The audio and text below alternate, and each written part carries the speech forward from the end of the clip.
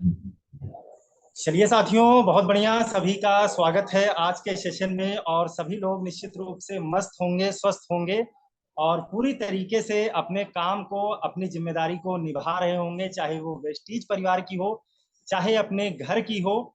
और ईश्वर से यही मैं प्रार्थना करता हूँ कि व्यक्ति जो भी सोचता है, ईश्वर करे उसकी सारी सोच पूरी हो और निश्चित रूप से जिंदगी में हर कदम पर व्यक्ति सफल हो। तो इसके लिए साथियों, परमपिता परमेश्वर को धन्यवाद देते हैं कि कोई ना कोई एनर्जी, कोई ना कोई शक्ति, जिसको हम विभिन्न रूपों और नामों से जानते हैं, मानते हैं, तो उसको भी धन्यवाद देते हैं। सर्वोपरि माता पिता को धन्यवाद देते हैं। उसके बाद साथियों जो है, तमाम गुरुओं को धन्यवाद देते हैं, जिन्होंने बचपन से लेकर आज तक हमको बहुत सारी चीजें बताने का, सिखाने का, समझाने का प्रयास किया। हमारी उंगली पकड़कर एक एक शब्द लिखना हमको सिखाया था। ऐसे महान गुरुओं को भी धन्यवाद है। तो चलिए साथियों, आज का जो टॉपिक है वो बहुत इंटरेस्टिंग टॉपिक है। लास्ट तक अगर आप इसको सुनते हैं तो निश्चित रूप से जीवन में बहुत बड़ा यू टर्न आने वाला है। तो अपग्रेड योर लाइफ। कि आज देखिए साथियों, छोटे छोटे इक्विपमेंट हमारे पास हैं। पहले जो है घड़ियां आती थी जिसमें जो है चाबी भरी जाती थी, लेकिन आज नहीं है। क्यों? हमने अपग्रेड कर दिया उसको। पहले जो है मोबाइल आया करते थे और टेलीफोन जिसको हम कहते हैं, लंबे लंबे तार हुआ करते थे। आज मोबाइल आ गया है, तार कहाँ चले गए, हम अपग्रेड हो गए। तो साथियों वैसे ही जिंदगी में भी हमको समय समय पर, जैसे समय बदल रहा है, अपडेशन करना बहुत जरूरी है। और कहीं ना कहीं हम अपग्रेड और अपडेट नहीं हो पाते हैं, इसलिए कहीं ना कहीं दिक्कत आनी शुरू हो जाती है, समस्याएं आनी शुरू हो जाती हैं।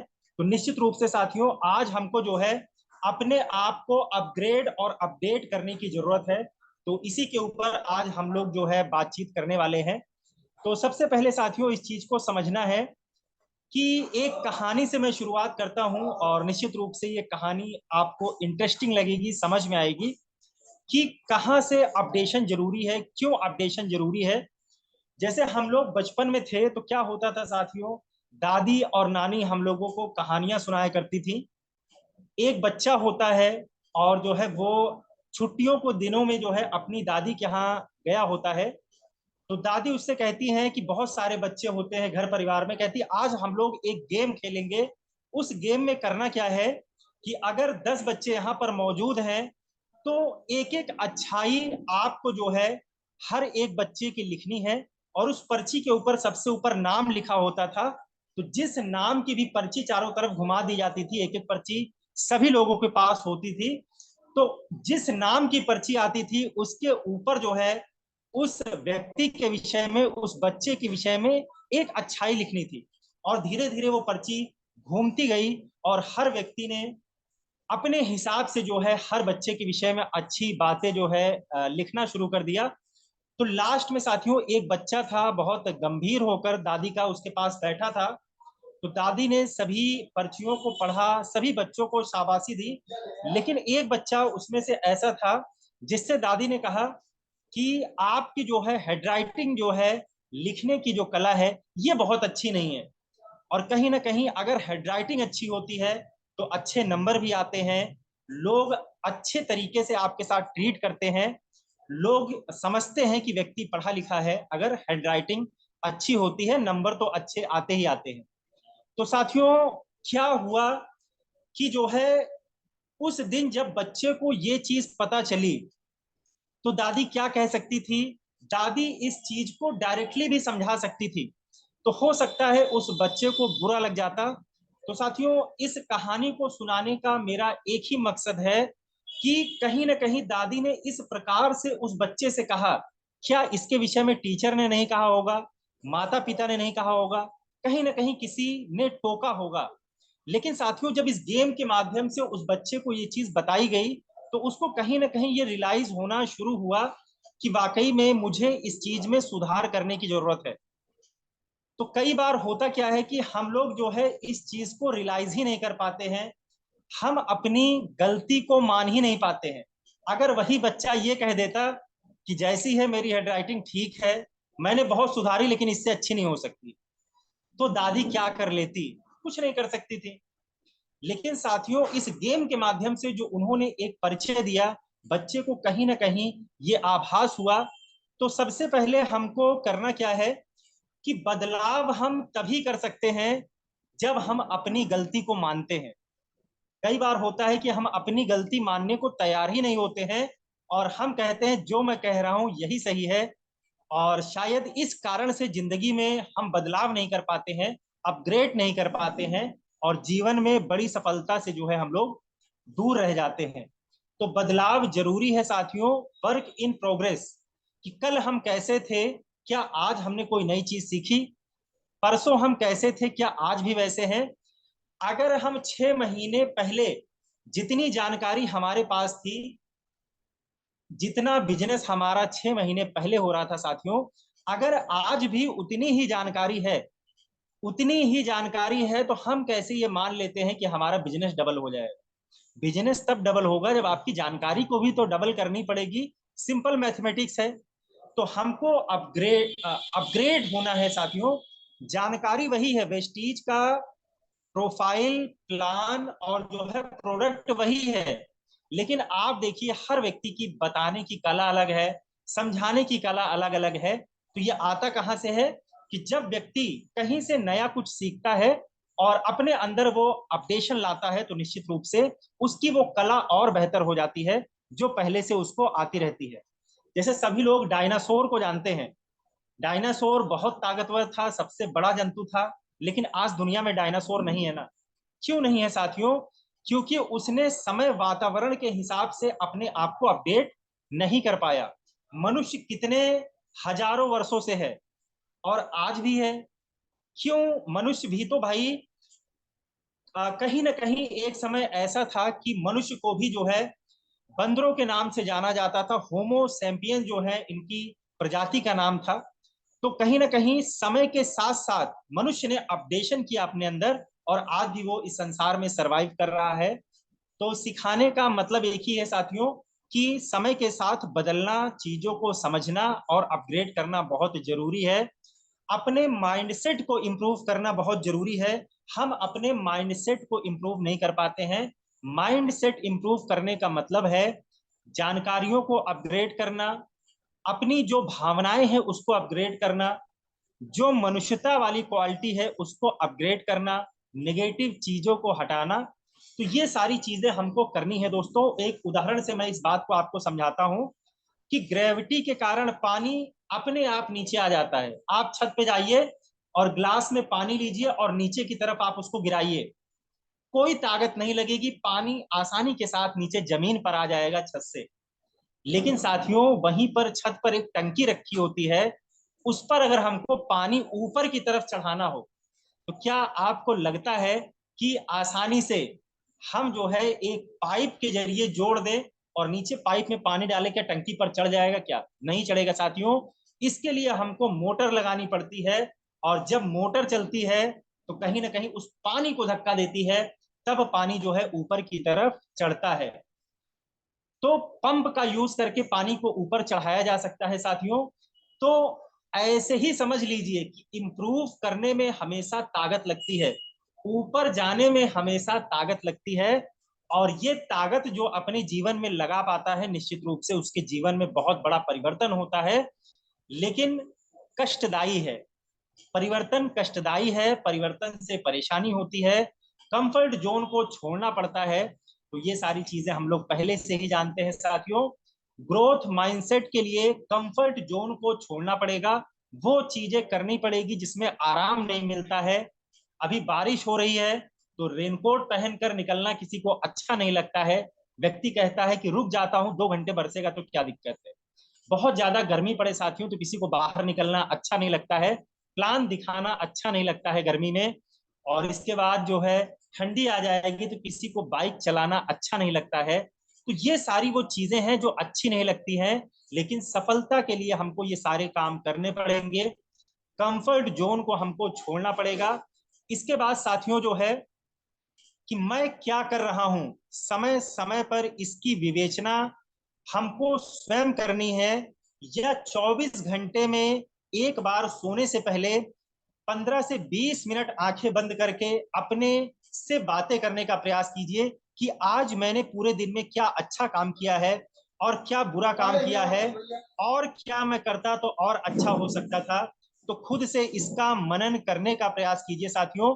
और जब इसका हम लोग खुद से मनन करते हैं तो आपकी अंतरात्मा आपको बताएगी कि कल ये चीजें और अच्छी कैसी हो सकती हैं, आप क्या अपग्रेड कर सकते हैं, किसी से पूछने की जरूरत नहीं है।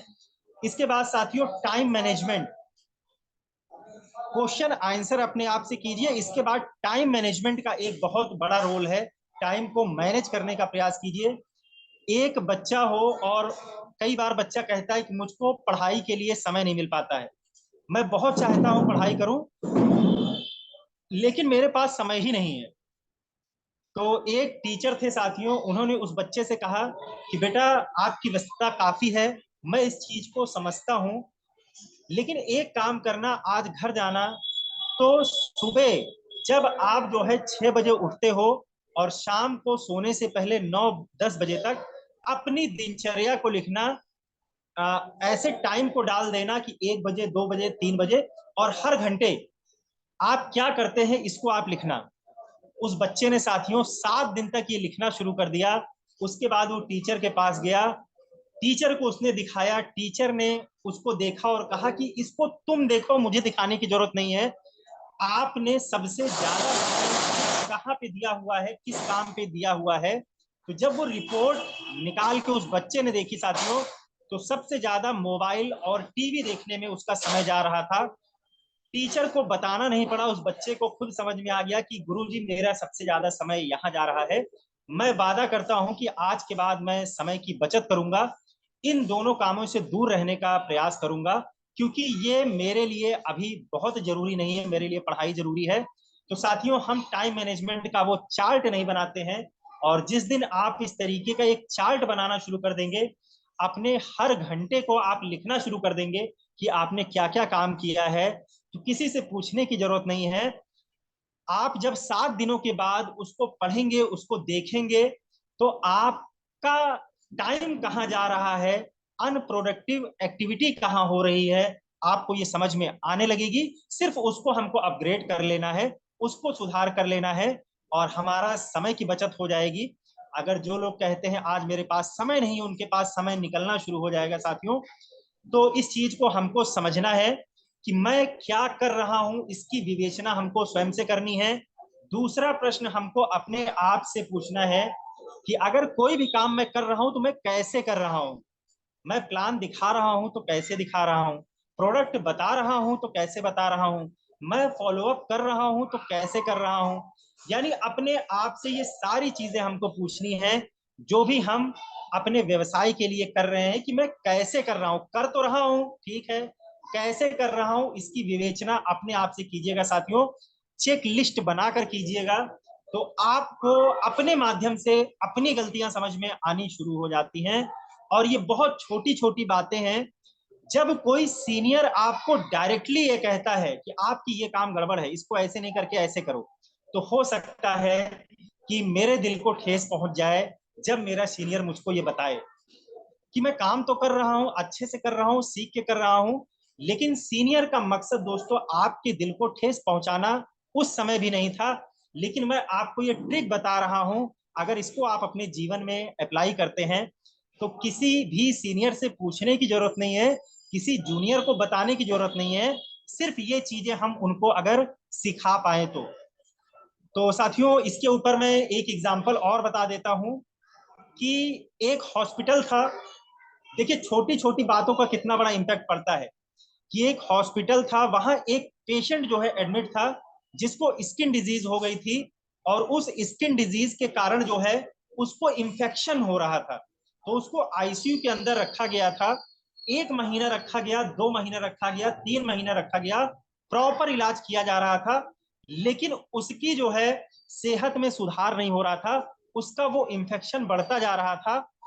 तो एक दिन जो है सभी लोगों ने जो है, जो वहां के मेन मेन डॉक्टर थे, उन्होंने एक कमेटी बनाई और विचार किया कि इसकी हालत क्यों नहीं सही हो रही है। तो उन्होंने कहा एक छोटा सा परिवर्तन हम लोग जो है अपने हॉस्पिटल के अंदर करते हैं, कि कोई भी व्यक्ति जब इस आईसीयू के कमरे में जाएगा तो वो प्रॉपर ग्लव्स पहनेगा, उसके बाद हाथ को सैनिटाइज करेगा, उसके बाद जो है मास्क लगाएगा, कैप लगाएगा। अगर ऐसे करेगा और उसके घाव को एंटीसेप्टिक से धोया जाएगा, पूरे चीज को कवर करके जाना है। ये एक छोटा सा परिवर्तन साथियों जैसे उस हॉस्पिटल में हुआ, वो व्यक्ति 15-20 दिन के बाद रिकवर होना शुरू हो गया। तो डॉक्टर्स भी वही थे, सारी चीजें वही थी साथियों, दवाएं भी वही चल रही थी, लेकिन सिर्फ एक छोटा सा परिवर्तन हुआ कि सभी साफ सुथरे होकर अंदर जाने शुरू हो गए, तो निश्चित रूप से वो व्यक्ति सही हो गया।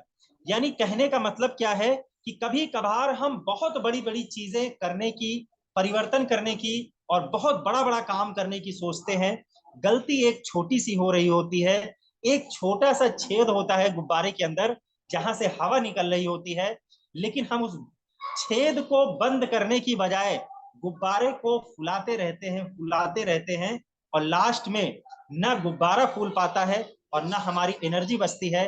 हम गुब्बारे को फेंक देते हैं कि बेकार हो चुका है। तो उस छेद को बंद करने की जरूरत है साथियों, और छोटी छोटी चीजों में परिवर्तन कीजिए, बड़ा इम्पैक्ट आना शुरू हो जाएगा निश्चित रूप से। और तीसरा प्रश्न हमको अपने आप से पूछना है कि मैं क्या कर रहा हूं या मैं क्यों कर रहा हूं। तो सबसे पहले हमेशा आपको पहली बार यही सिखाया जाता है वेस्टीज में कि अपना वाई क्लियर कीजिए। आप फॉलोअप कर रहे हैं तो अपलाइन के लिए कर रहे हैं कि अपने लिए कर रहे हैं। आप प्लान दिखा रहे हैं, अपलाइन के लिए दिखा रहे हैं कि अपने लिए दिखा रहे हैं। आप पैसा कमाएंगे अपने लिए कमाएंगे कि अपलाइन के लिए कमाएंगे। तो सारी चीजें साथियों, इसको हम किसी काम को क्यों कर रहे हैं ये हम सोचना बहुत जरूरी है। और आज हम इस चीज को नहीं सोचते हैं, बिना सोचे समझे बस काम किए जा रहे हैं। तो इस चीज को हमको समझना है, अपना वाई क्लियर कीजिए सबसे पहले। अगर आप वेस्टीज में बड़ी अचीवमेंट चाहते हैं, किसी भी काम में बड़ी अचीवमेंट चाहते हैं, तो वाई क्लियर कीजिए। किसी भी काम को अगर किया जा रहा है तो उसके पीछे स्ट्रॉन्ग रीजन क्या है। तो साथियों स्ट्रॉन्ग रीजन जरूर बनाइए, विजन बड़ा बनाइए। जिसका विजन बड़ा होता है, रीजन स्ट्रॉन्ग होता है, सफलता उसको अपने आप मिलती है, क्योंकि उसको कुछ भी सोचने समझने की फुर्सत नहीं होती है। 24 घंटे वो काम करता है और काम के साथ साथ अपने आप को अपग्रेड करता है। तो इसके ऊपर में मैं साथियों छोटी सी एक एग्जाम्पल कहानी बता देता हूं कि पति के ट्रीटमेंट के लिए पैसे चाहिए थे। एक महिला थी जिसने कभी मैराथन दौड़ में दौड़ा नहीं था। उसको ये किसी ने हॉस्पिटल में बता दिया कि यहाँ पर मैराथन की एक दौड़ होने जा रही है, जीतने वाले को जो है 5 लाख रुपए मिलेगा। बहुत सारे मैराथन दौड़ने वाले लोग ऐसे थे जो 2 साल से 3 साल से 5 साल से प्रैक्टिस कर रहे थे उस मैराथन के लिए। लेकिन वो महिला को जब ये पता चला कि अगर मैं वो जीत जाती हूँ तो मेरे पति का जीवन बच जाएगा, इनका इलाज सफलतापूर्वक ऑपरेशन हो जाएगा, उसने भी बहुत सारी मिन्नतें करके जो है लोगों से उस मैराथन में पहुंच गई। और साथियों जब उसने दौड़ना शुरू किया, साड़ी पहनकर दौड़ा, बाकी सब लोग ट्रैक सूट वगैरह पहनकर दौड़ रहे थे, तो साड़ी ऊपर करके घुटने तक चढ़ाकर उसने दौड़ना शुरू किया और निश्चित रूप से वो जीती। ना उसको उस समय ध्यान था साड़ी का, सिर्फ उसके माइंड में एक चीज चल रहा था कि अगर मैं आज मैराथन दौड़ रही हूँ तो जीतने के लिए तो मैं दौड़ ही रही हूँ, जीतना तो मुझको है ही है, लेकिन अगर मैं जीतती हूँ तो इससे मेरे पति का ऑपरेशन सफलतापूर्वक हो जाएगा। वाई क्लियर था। अगर शायद वाई क्लियर ना होता तो अन्य लोगों की तरह वो भी दौड़ ना पाती। तो साथियों इस चीज को हमको समझना है, वाई को क्लियर करना है। और 5S कॉन्सेप्ट एक मैं चलते चलते आपको बता देता हूं क्योंकि समय भी हो गया है। तो सबसे पहले select your area. Select your area का मतलब उस एरिया से नहीं है, हमको ये सिलेक्ट करना है किस जगह हमको काम करना है, हमको ये सिलेक्ट करना है कि किन प्रोडक्ट पे हमको काम करना है, हमको ये सिलेक्ट करना है कि कंपनी की प्रोफाइल कैसे बतानी है मुझको। यानी हर चीज को सिलेक्ट करना है सबसे पहले। हम लोग सिलेक्ट नहीं करते हैं, हम लोग बस काम कर रहे हैं, हम लोग बस प्रोडक्ट बता रहे हैं, जो पन्ना खुल गया बताना शुरू। साथियों बताने सारे प्रोडक्ट हैं, सारे प्रोडक्ट आने चाहिए, लेकिन 5 से 10 प्रोडक्ट ऐसे होने चाहिए जिसपे आपको महारत हासिल हो। उन प्रोडक्ट जब आप बताना शुरू करें तो कोई आपको फेल ना कर पाए। चाहे वो खेती के आइटम हो सकते हैं, नैनो एनर्जाइजर, जो भी आप सिलेक्ट कीजिए, लेकिन एरिया को सिलेक्ट कीजिए और उस पर काम कीजिए, अपने आप को अपग्रेड कीजिए। सारी चीजें जो है अपग्रेड नहीं हो सकती हैं, कुछ चीजों को सिलेक्ट कीजिए। इसके बाद दोस्तों, स्टार्ट स्मॉल, छोटे छोटे कॉन्सेप्ट, छोटे छोटे कदम लेना शुरू कीजिए। उसके बाद हर चीज को शेड्यूल कीजिए। हम लोग शेड्यूल नहीं करते हैं और बस काम करना शुरू कर देते हैं। शेड्यूल कीजिए कि कब मुझको कहां पर कैसे क्या कितना बोलना है, ये शेड्यूल कीजिए अपने आप का। सराउंडिंग, आप कैसे लोगों के साथ रहते हैं, कैसे लोगों को प्लान दिखाते हैं, अपनी सराउंडिंग को बदलने का प्रयास कीजिए। चारों तरफ का वातावरण पॉजिटिव बनाने का प्रयास कीजिए। इसके बाद स्टे ऑन, लगातार लगातार लगातार जब आप ये काम करते रहेंगे तो निश्चित रूप से बहुत तेजी से सफलता आपके पास आनी शुरू हो जाएगी। तो चलिए साथियों, समय भी ज्यादा हो गया है। तो बहुत सारे काबिल दोस्त बैठे भी हुए हैं जो मुझसे ज्यादा समझदार हैं, मुझसे ज्यादा सफल हैं, मुझसे ज्यादा काम करते हैं। तो सभी साथियों को मैं एक बार पुनः धन्यवाद देता हूं। अगर मेरी बात से किसी को दिल में हल्की सी भी ठेस पहुंची है साथियों, तो ये मेरे शब्द हैं, आप मुझको वापस कर सकते हैं। और निश्चित रूप से ईश्वर करे कि आपकी सारी इच्छाएं पूरी हों। जय हिंद, जय भारत, जय